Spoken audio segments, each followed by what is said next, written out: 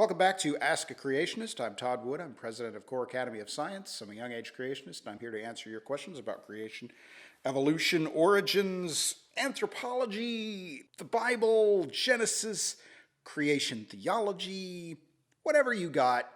We're interested in hearing from you.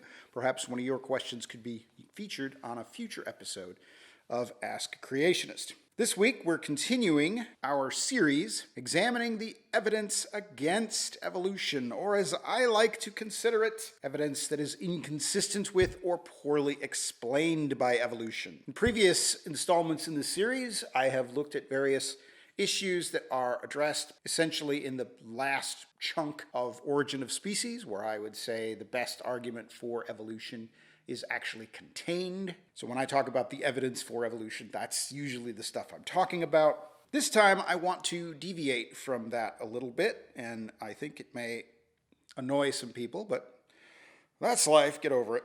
Here we go. I want to talk about the origin of life. Now I know, that's cheating, because this isn't really evolution, right? This isn't really part of a model that is designed to explain the diversity of life, where it lives, the different forms that it has, how it's adapted to the way that it lives, and so forth, how organisms and populations change over time. And in fact, when you read Origin of Species, Darwin has practically nothing to say about the origin of life. He just says, towards the end of the book, I should infer from analogy, probably all the organic beings which have ever lived on this earth have descended from some one primordial form into which life was first breathed. And notice here he's using sort of biblical language, the idea of breathing in life into a thing, which is, basically out of Genesis 2. Not that I think that Darwin was, being overtly biblical here or trying to appeal to creationists or anything, but he was just using that language, which is sort of common language at the time. But otherwise, this is all that Darwin has to say about the origin of life, because again, Darwin's Origin is not a book intended to explain where life came from in the first place, but how the different species that we have are the way they are, why the geological record, the fossil record, is the way it is, and so forth. Having said that, though, there is a common claim that's made in the modern world by many people, philosophers and scientists alike, that science only deals with naturalistic explanation. To be a real scientist, you can never invoke the Almighty. You can never invoke intervention by God, because that's not a naturalistic explanation. And if you do that, then you've left the realm of science. Now, in practice, I can sort of see why someone might say that, because you don't want to just arbitrarily appeal to God or miraculous things to explain away data that you can't explain. That's just lazy. On the other hand, the idea that science somehow has this sharp border that separates it from theology is largely mythical. Science supposedly deals only with naturalistic explanations, except when it doesn't, right? Except when it has to talk about why creationism is bogus, or why faith healing is bogus, or all sorts of other places where religion profoundly overlaps into the world of science. So I think the origin of life is a fair question when we're dealing with sort of the evidence for evolution kind of in the biggest sense of the word. The origin and evolution of life as a phenomenon that's not guided and directed by God. So the question, how does life start back when there was no life, strikes me as a perfectly reasonable question, if we cannot invoke the Almighty. Now, when dealing with the origin of life as sort of the very beginning of life, right, when there was no life to generate life, the classic experiment that's appealed to is the Miller-Urey experiment. And yeah, I know this is a 70-year-old experiment. Yes, I know there's been a lot of additional experiments like this that have been done, but in terms of actual progress over the original results, that has been rather, shall we say, sparse. This is not exactly the state of the art, but it is fairly illustrative of how far we have come. So, let's explain what happened in this experiment. So, first of all, in this apparatus, these tubes, the air was pumped out and replaced with methane, ammonia, and hydrogen gas. This was intended to simulate the atmosphere of the early Earth, under which life originated. Next, water in this little bulb down here is heated and boiled, and then water vapor begins to travel up the tube and around into the chamber where the electrodes are. The electrodes fire and create a spark. That spark is intended to simulate lightning, right? Simulate the effects of lightning. And yeah, you can imagine other sources of energy that basically come into this mixture and sort of change things around, volcanoes and that sort of thing. But the Miller-Urey experiment used electrodes and tried to imagine what lightning would do. Next, there's a coolant, basically a water wrap that goes around the tube and reduces the temperature so that the water vapor will condense and then dribble down into the trap, which is down here. And hopefully, anything that's been formed in that lightning zapped weird atmosphere of methane and ammonia and hydrogen and water vapor, there will be actual organic compounds made, and they will collect in that trap. And when the experiment is over, then you can bring in your little dropper and siphon off stuff and see what you got. So that's the idea. And the idea here, again, is to simulate what scientists think the early Earth was like, with its reducing atmosphere of methane and ammonia and hydrogen and so forth, and with its lightning as the source of energy. So what do you get with this kind of experiment? Well, I'm not sure that anyone really anticipated this, which is probably why the Miller-Urey experiment ends up being quite so famous here. But there's a lot of things that were generated in this experiment. Lots of compounds, glycine, alanine, things like beta-alanine and so forth. These are all compounds that were generated in the Miller-Urey experiment. There have been other experiments that have followed this up that have produced other compounds. So the idea that these particular organic compounds require some sort of fancy living thing to generate them turns out to be wrong. In fact, if you just shock the right kind of atmosphere, the right kind of molecules, methane and ammonia and so forth, you can generate these randomly. Having said that, though, there are some issues, and let's look at a few of these issues. One issue is that a number of these compounds, there's only a few of them that you would actually find in a living organism. So glycine, alanine, aspartic acid, those are compounds that are amino acids. They make up the proteins in your body, so that makes sense that you would find them. Beta-alanine, alpha-hydroxybutyric acid, and methylalanine, these are things that would not be found in your proteins in your body. So one problem with random synthesis is that you are, synthesizing at random. You're not specifically saying, oh, we can generate these amino acids with these ingredients. You're generating just a bunch of different compounds randomly, right? Some of them are relevant to biology, some of them are not. You also generate at least one here, urea, that's generally a waste compound and toxic to most organisms. So that's interesting. That's a problem, right? First problem would be that random synthesis produces this mess of compounds, only some of which are actually relevant to living things. So you've got this big chemical slop, and you've got to imagine a way then to go from the chemical slop to things that are actually found in living organisms. But it's worse than that, because even the chemicals that are found in living organisms, they come in two different forms. They are organized essentially the same chemically, but they differ physically. And they differ essentially the way your hands differ. They're mirror images of one another, right? So you can't actually lay your hands one over the top of each other with the palms down and actually see that they superimpose, even though if you put them palm to palm, you can see that they're exactly the same. So they're not exactly the same. They're mirror images of one another. And it's the same for these molecules. There's L-alanine and there's D-alanine. And when you generate these things randomly, you generate them at 50-50 ratios most of the time. Now, there are a couple of chemical tricks by which you can sort of enrich for one or the other. But again, you're not talking about 100% purity. You're talking about 40-60 or something like that. So the problem here that this poses is that in the chemical mixture of L and D-alanine, you can't tell them apart chemically. You can only tell them apart physically. In other words, by sort of sorting through them physically, right? And in living things, we only have L-alanine. Proteins in our body, proteins in most cells are only the L forms of amino acids, never the D forms.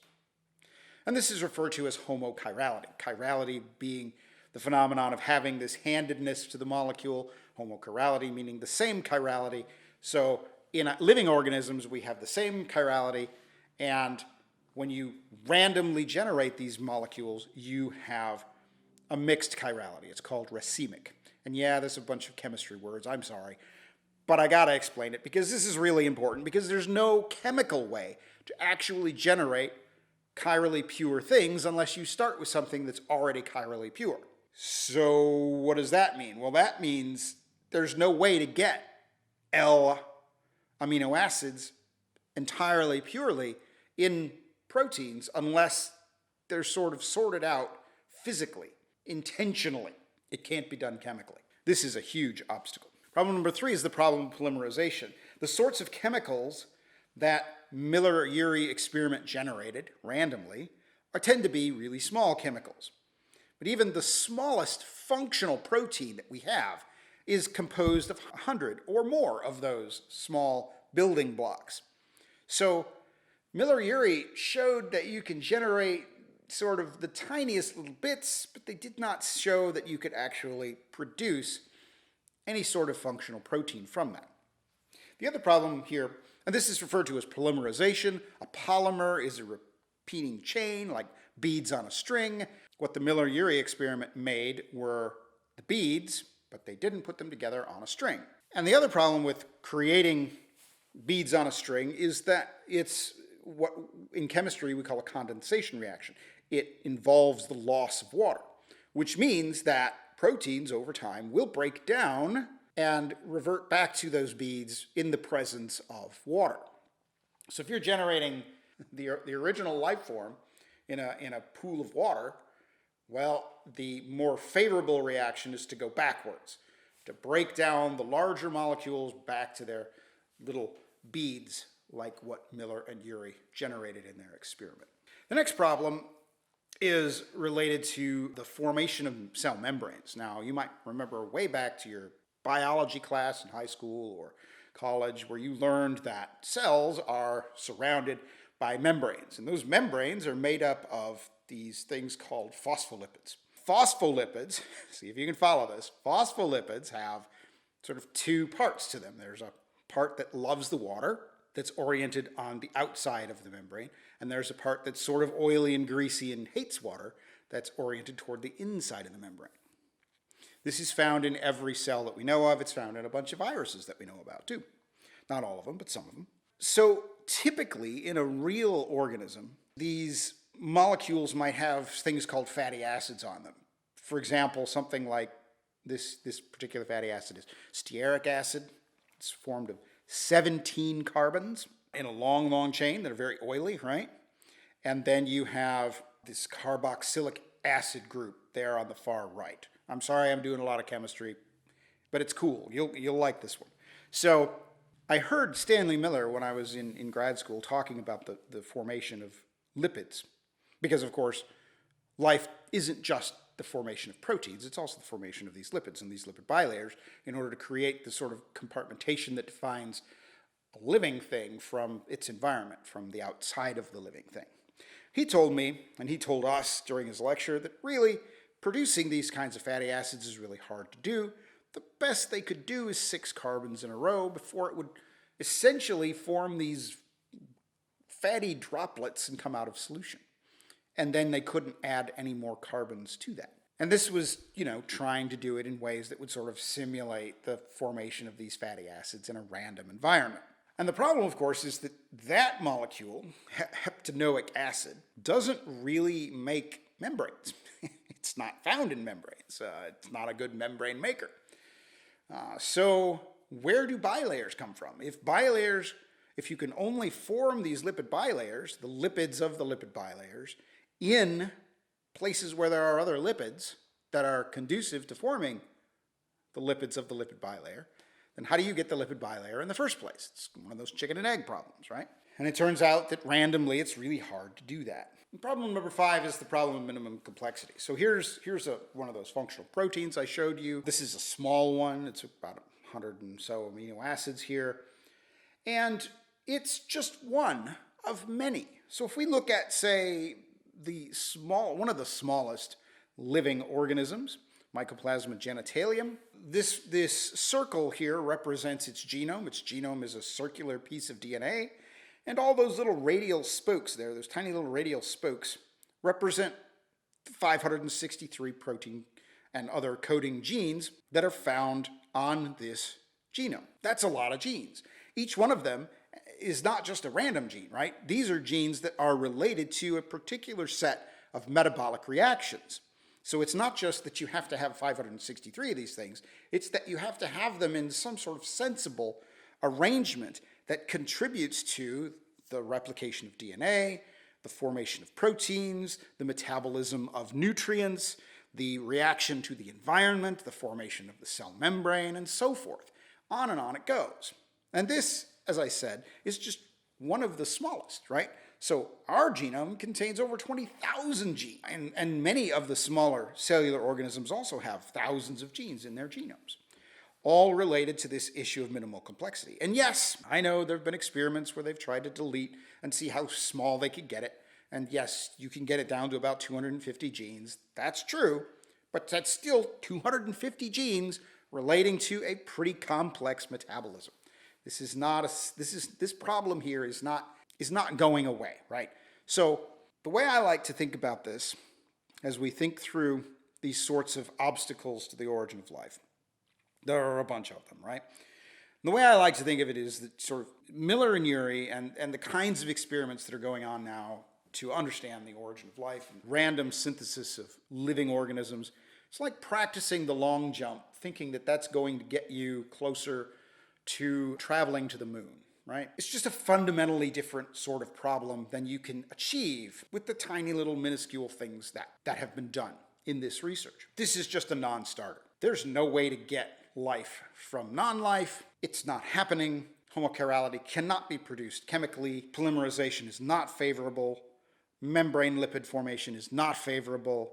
Minimal complexity mitigates strongly against the idea that you could just randomly assemble these sorts of things and make a living thing. And if that's the case, if you can't actually get started, then evolution becomes kind of a moot point, right?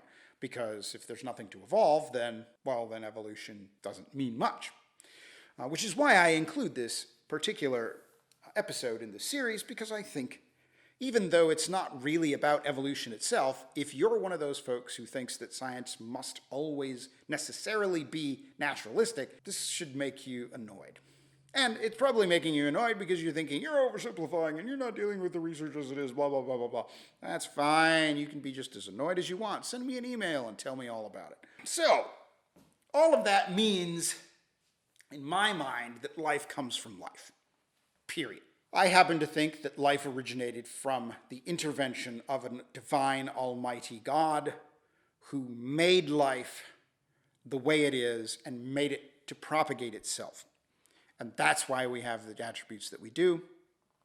Others think that maybe God intervened at the earliest stages of evolution to create the first life, the first cells, and let them evolve. I don't think that's true, but that's one way around this problem. Otherwise, this is in my opinion, a pretty decisive issue here in the question of naturalistic evolution. So thanks for listening. Thanks for watching. If you've enjoyed this video, please leave a like.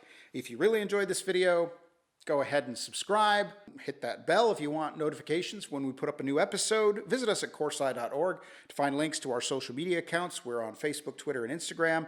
You can interact with us there, ask your questions. We'd love to hear from you. You can also email us at info@coursei.org if you want to give us a longer discussion of your question. That's fine too. Also, please consider a donation if you really enjoyed our work. We are basically sponsored and supported by your donations. Thank you to everyone who has been a part of our ministry over the years and continues to support us financially. So check us out again in the next episode, and we'll see you then.